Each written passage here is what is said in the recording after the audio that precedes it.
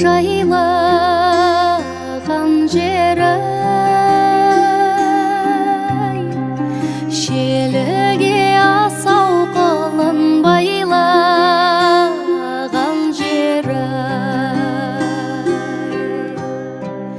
көзіме от жалындай көрінеді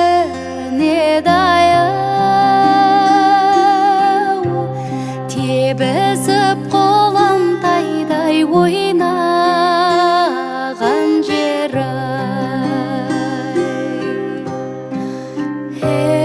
ей ақау сабыз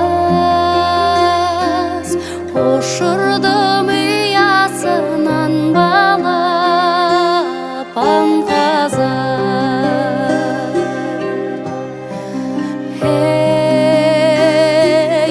ақау сабыз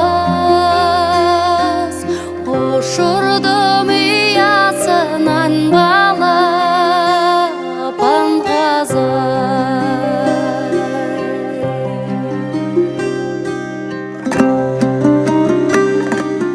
Бүгін 27 сәуір 2019 жыл. Мен өмірімдегі ең маңызды сәттердің бірі.